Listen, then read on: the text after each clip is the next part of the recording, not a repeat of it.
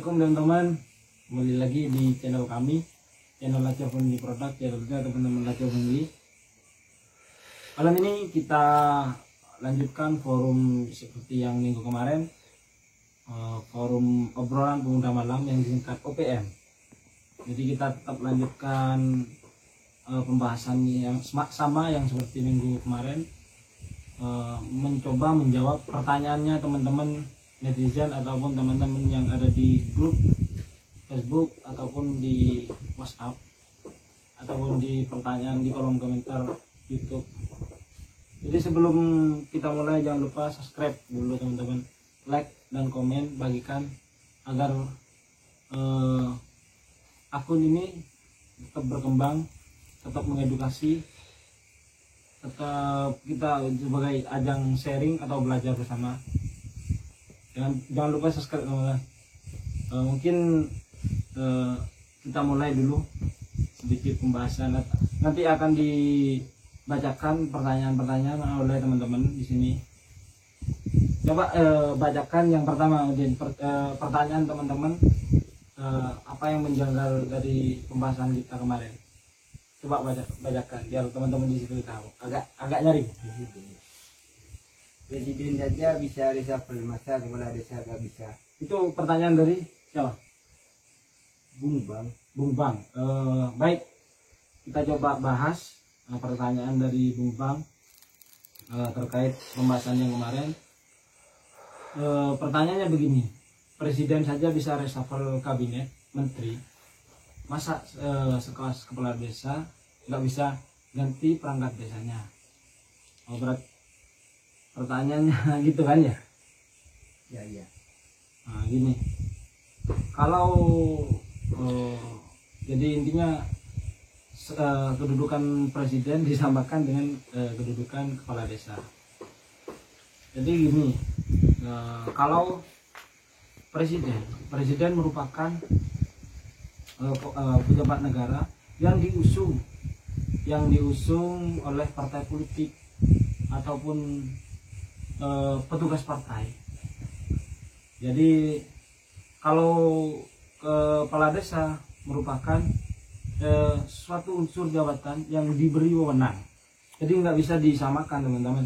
Kalau presiden mempunyai wewenang atau mempunyai hak prerogatif untuk memberhentikan menteri-menterinya, baik menterinya itu kinerjanya baik ataupun yang nggak baik.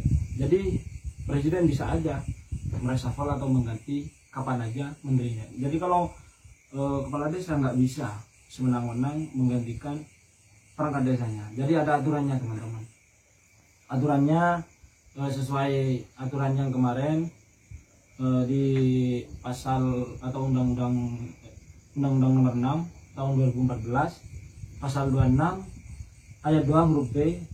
Di situ juga dijelaskan tentang wewenang atau kebijakan kepala desa, baik memberhentikan atau mengangkat perangkat desa. Acuannya atau pedomannya di pasal 5 Permendagri nomor 67 tahun 2017 atas perubahan Permendagri 83 tahun 2015. Jadi tetap acuannya itu teman-teman, acuannya pada pasal tersebut tidak sembarangan, ada aturannya. Jadi begitu teman-teman. Atas pertanyaannya Bung Bang tentang presiden saja bisa reshuffle, masa kepala desa nggak bisa ganti perangkat desanya yang nggak pindah gitu. Jadi itu sumbernya ataupun pedoman kami atas untuk jawabannya. Untuk pertanyaannya yang kedua dari siapa ini, Pan? Coba tanyakan. Jelaskan. Coba bacakan. Dari Abdul Fatah. Kenapa perangkat desa jarang belusukan atau ngasih info? Apakah harus nunggu laporan atau bertanya dari warga? Sekian, terima kasih. Kenapa perangkat desa di desanya Abdul Fatah ini, di desa sini lah mungkin, misal di desa sini ada perangkat desa yang jarang belusukan, jarang ngasih info perihal kegiatan ataupun bantuan-bantuan gitu ya. Ini maksudnya apa, nunggu laporan atau nunggu bertanya dari warga? Oh, sebenarnya gini teman-teman. Dalam pasal 48 Undang-Undang Nomor 6 Tahun 2014, di situ dijelaskan bahwasannya perangkat desa merupakan pembantu ataupun pembantu penyelenggara kepala desa, membantu fungsi ataupun tugas-tugasnya kepala desa. Nah, tugas perangkat desa di situ ya gitu, merupakan pembantu. Jadi wajib bagi perangkat desa memberi info, memberi masukan terhadap pembinaan. Jadi kayak gitu. Mungkin saya bacakan aja, nanti ada beberapa jenis perihal kewajiban dan tugas fungsi perangkat desa sendiri. Yang pertama terbagi jadi 3 sebenarnya, fungsi maupun tugas dari perangkat desa sendiri. Yang pertama itu di kesetariatan, yang kedua di bagian teknis, yang ketiga di bagian pelaksana wilayah. Jadi apa itu kesetariatan, apa itu teknis, atau apa itu kewilayahan? Mending saya bacakan biar detail, jadi teman-teman juga memahami apa yang kita sampaikan. Saya coba bacakan aja. Di bagian kesetariatan bertugas untuk yang pertama di bidang administrasi, yang kedua melakukan urusan ketatausahaan, yang ketiga melaksanakan urusan umum, yang keempat melaksanakan urusan keuangan.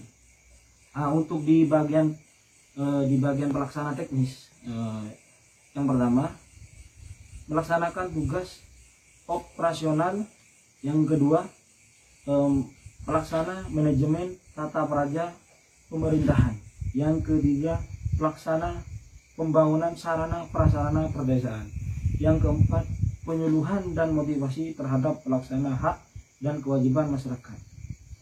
Yang bagian kewilayahan, pembinaan ketentraman ketertiban masyarakat di wilayahnya, yang kedua mengawasi pelaksana pembangunan di wilayahnya, yang ketiga melaksanakan pembinaan kemasyarakatan, yang keempat melakukan upaya-upaya pemberdayaan masyarakat.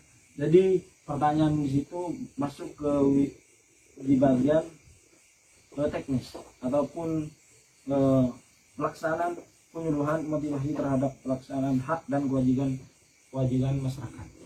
Jadi apa yang menjadi hak ataupun kewajiban masyarakat tolong disampaikan. Misal ada bantuan tolong ya disampaikan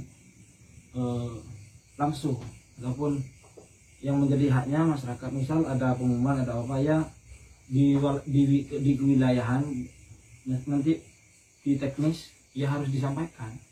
Jadi nggak perlu masyarakat bertanya, nggak perlu masyarakat ini, seharusnya emang kewajibannya perangkat desa.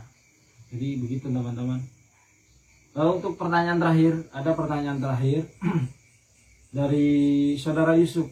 Jadi chatting langsung sama saya. Jadi gimana? Misal ada sebelum pemilihan kepala desa ada yang bertanya kayak gini. Gimana seandainya perangkat desa, salah satu perangkat desa berjanji kalau semisal si A jadi kepala desa, dia akan mengundurkan diri, tidak usah diberhentikan, dia omongannya kayak gitu. Jadi gimana itu menurut saya, pendapat saya. Jadi pertanyaannya kayak gitu. Kalau ada kasus seperti itu, jadi nggak usah ribet-ribet teman-teman. Saudara Yusuf, jadi nggak usah ribet-ribet. Kalau ada contoh kasus seperti itu, ada perangkat desa yang mau mengundurkan diri atau yang merasa angkuh, itu kan udah merasa angkuh, mau mengundurkan diri kalau si A jadi kepala desa, kayak gitu kan. Ya mungkin ada sentimen ataupun ada apalah, saya nggak ngerti.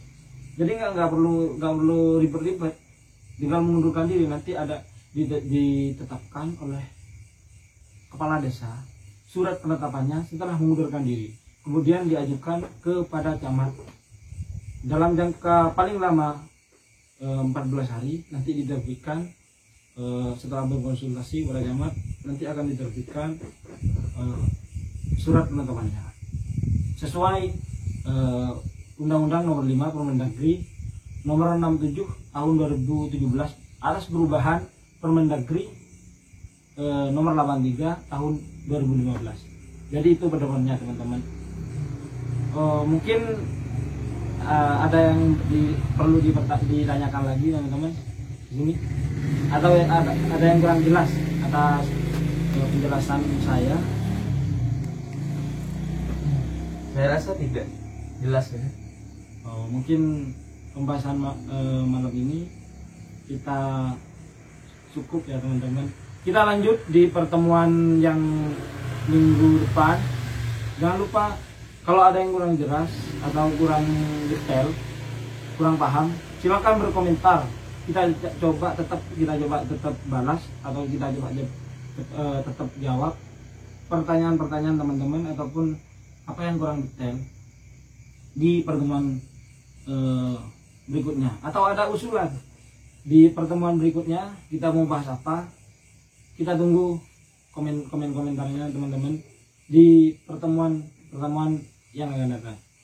Oke, pesan terakhir dari sebelum penutupan dari teman-teman. Jadi kita sebagai pemuda di desa, mau nggak mau, wajib nggak wajib, atau didukung atau nggak didukung oleh pemerintah, kita tetap berkontribusi, kita tetap melakukan hal-hal kebaikan, hal-hal positif di desa. Agar apa? Agar kita ini bentuk-bentuk terima kasih terhadap lingkungan ataupun tanah kelahiran. Jadi tetap semangat untuk teman-teman pemuda di desa. Apapun kegiatan kalian yang penting positif, bermanfaat untuk masyarakat. Saya kira itu suatu perubahan, suatu revolusi terhadap desa sendiri. Salam karya anak desa.